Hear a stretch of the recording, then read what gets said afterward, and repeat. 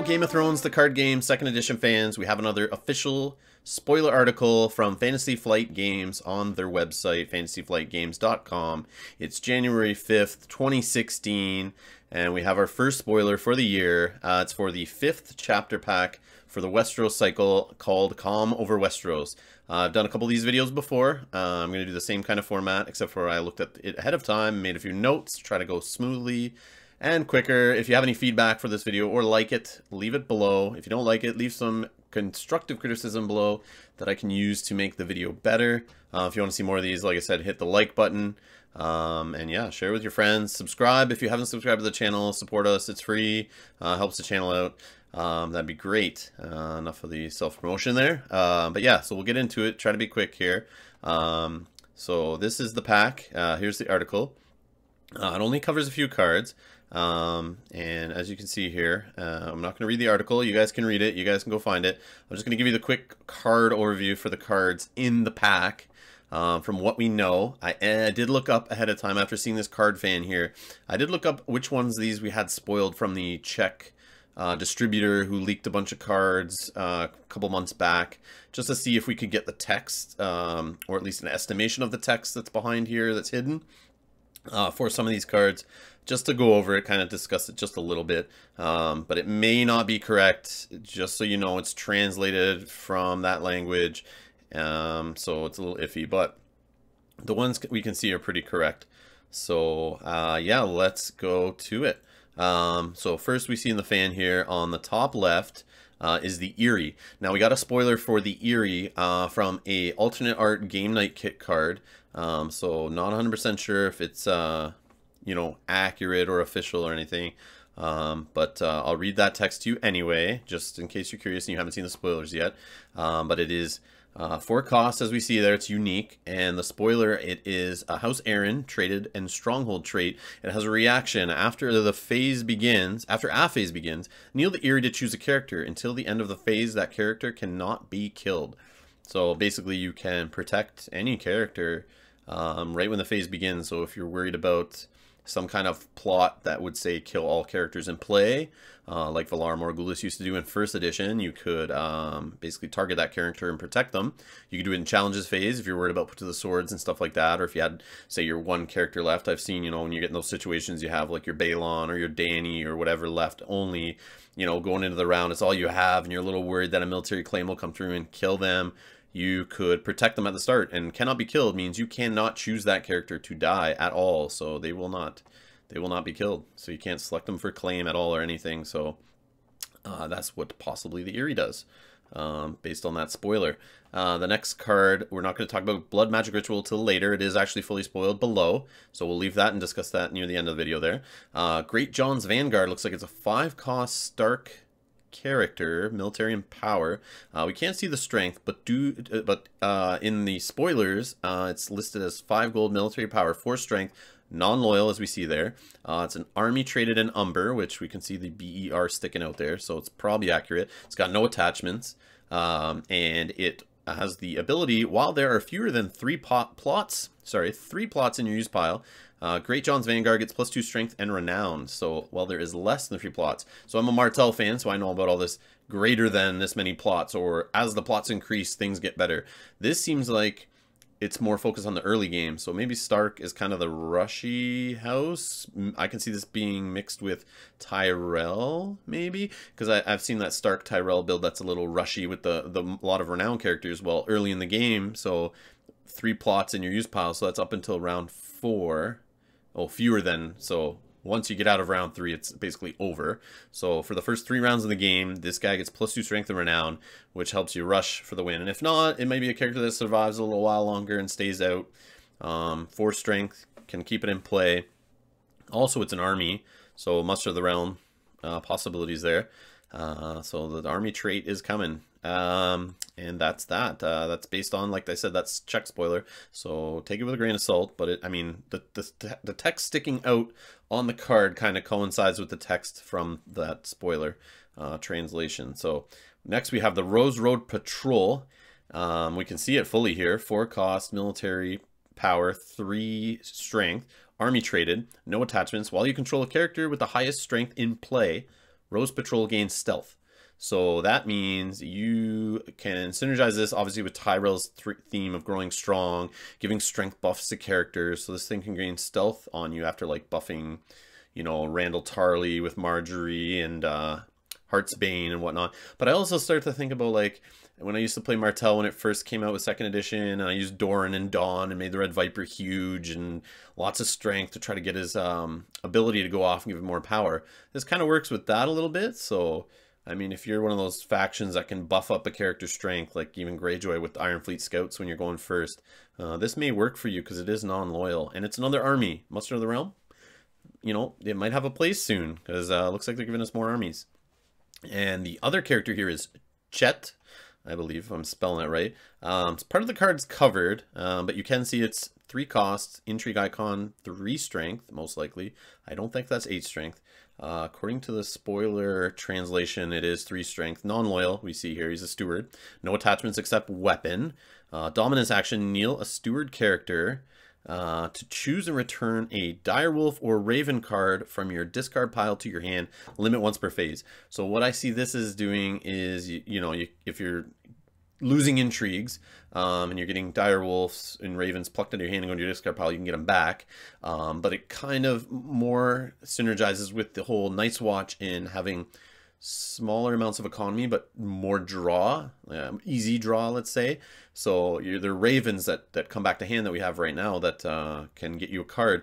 You tend to go over your reserve. I mean, you do have Iron Throne and Samuel Tarly that can help with the reserve, but I do notice with a lot of draw, the Night's Watch seem to discard a lot for reserve at the end of the round. So this may help you discard Direwolves and Ravens knowing that you might be able to get them back.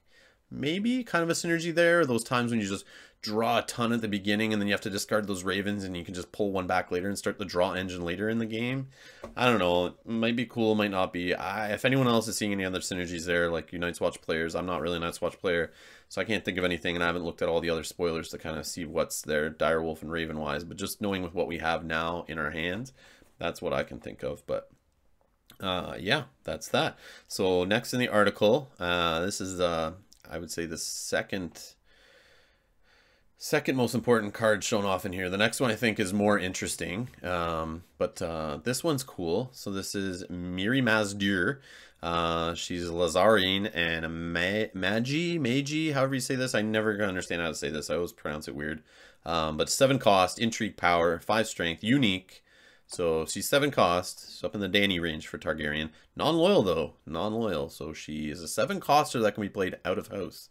That's interesting. So she has an interrupt. When claim is applied for a challenge in which she's attacking alone, choose a character controlled by the losing opponent. Instead of the normal claim effects, kill that character. So it's targeted kill.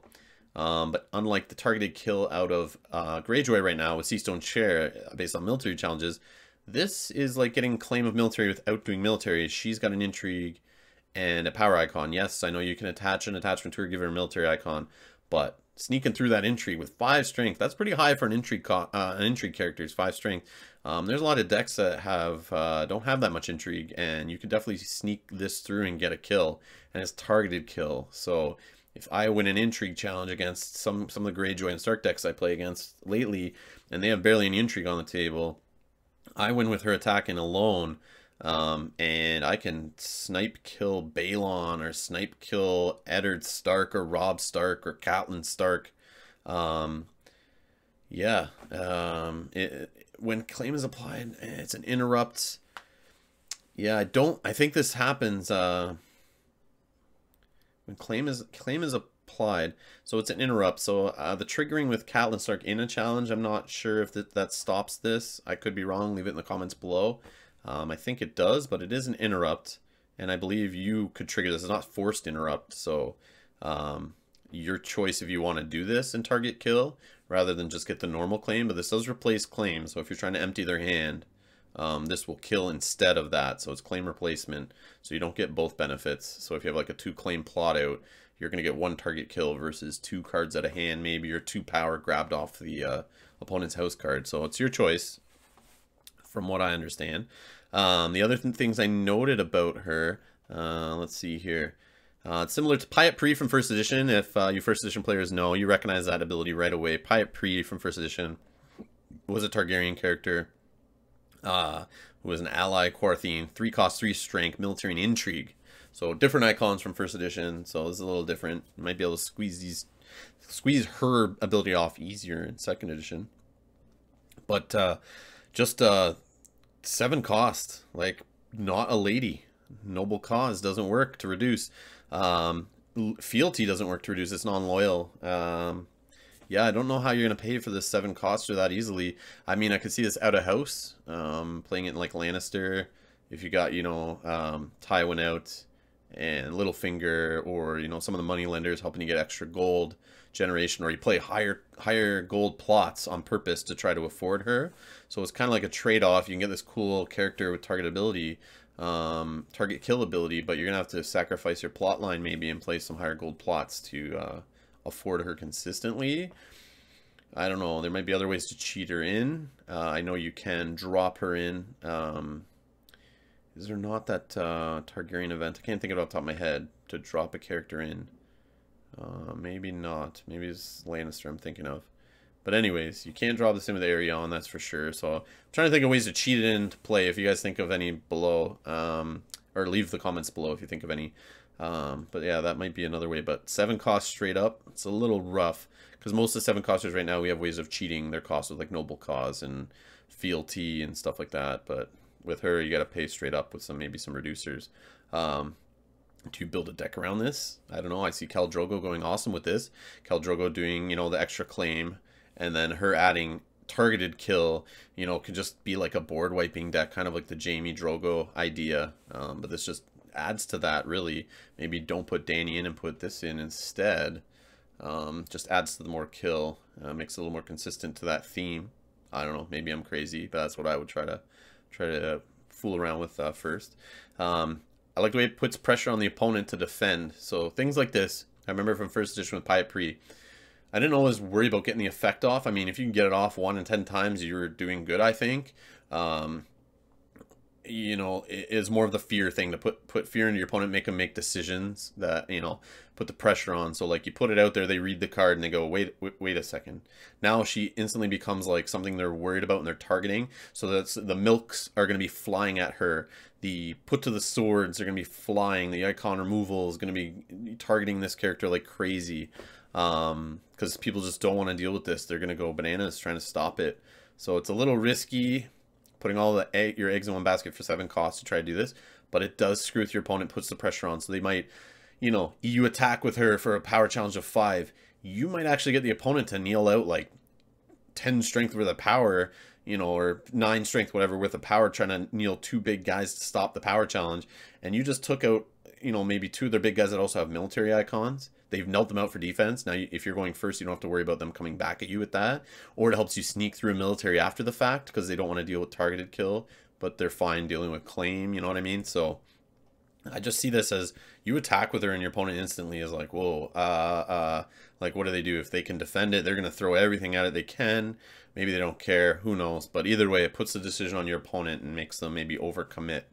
So those are the things I like. I like cards like that make them do it. But yeah, that's all I have to say about Mirri Maz Duur there. So, and the last card here they spoil and they talk about in the article is Blood Magic Ritual. It is a loyal card for Targaryens, 1 cost event. It has an interrupt. When a non-army character would be killed, save it. Then attach Blood Magic Ritual to that character as a condition attachment with the text terminal. Treat attached characters printed text box as if it were blank except for traits. So that terminal treat text box blank business is the same as on Milk of the Poppy. So pretty much this thing is a Milk of the Poppy on yourself, except you can save a character before that. So you pay $1 and or fealty reduce for loyal. So it's only gonna be playing Targ, and you save your character. And then if this can attach, so there's some things here. It's non-army, so you can't save an army, but you can save Dany and Drogo and whatnot. The only problem is it's gonna blank them.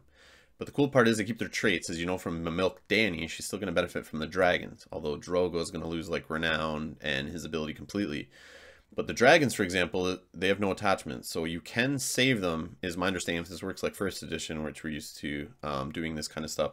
Where you'd save, you do the first part, then after the then, if you can't attach it, it just you know, goes to the discard pile, but you still saved the character. So someone with no attachments, they don't lose their text. So if you try this on like Jon Snow or whatever, because it can be played. So if you're bannering in, you can play this on a character. You can even play this on your opponent's characters, if I'm reading this correct, just when a non-army character would be killed. So another trick you could do is if your opponent has a big character out, it's got attachments on him, a wicked ability, like I'm picturing Balon, you know, with the throwing axe, and he's duped, and your opponent, and you know, they got great Kraken out or whatever, and this big fearsome guy, and you go to do a target kill, like a put to the sword, and you're a first player, you could actually trigger this first to save that character and attach this to them, which would blank them before they could do the save with a dupe. If you were first player, you could interrupt the kill with this first.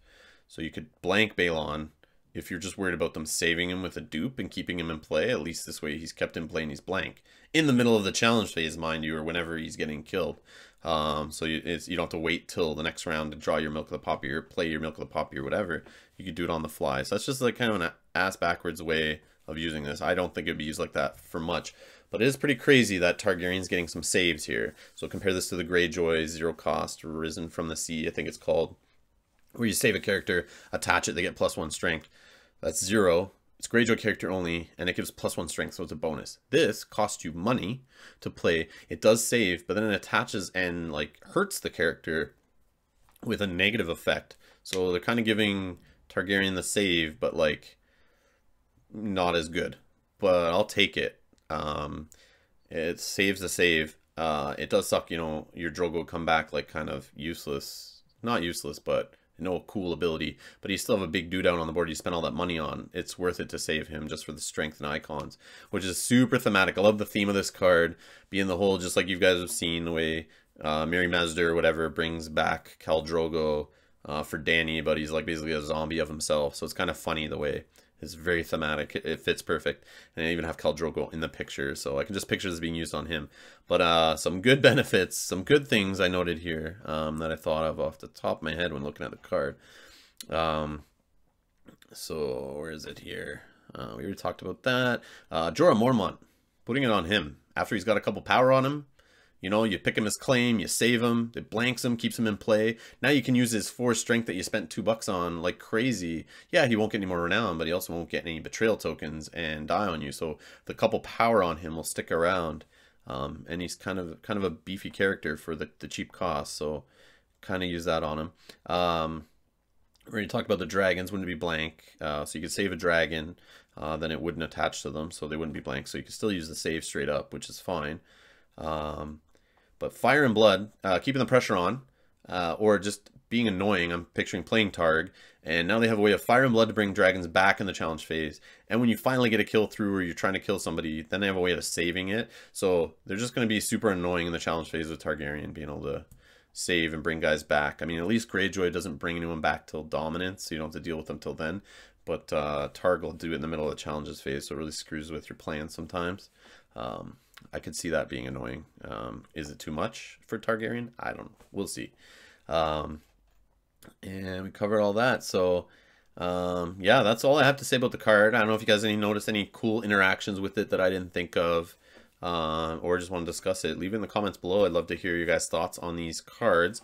And I believe that is all the spoilers included in this article. So you guys can go check this out on the Fantasy Flight webpage if you want to read their recap on it. But that's my video form of the article. Kind of put it together in a little video for you guys. So if you just want to lay back on your couch and watch the article, quote unquote, instead of, you know, leaning over the computer and reading about it, there you go. So like I said, subscribe to the channel, like it if you like this video, share with your friends. If you want to see more like this, hit the like button on this video so I see that you guys like what you see. So I hope this was useful just for some of you who haven't seen the spoiler yet and have seen this video first. But some of you will have jumped on the spoiler right away. But I'm trying to do them now within a few hours after they were posted. It was just posted earlier today. So as soon as I got home, I'm making this video for you guys. So hope you appreciate it. And that's all I have to say. Thanks for watching. See you guys later.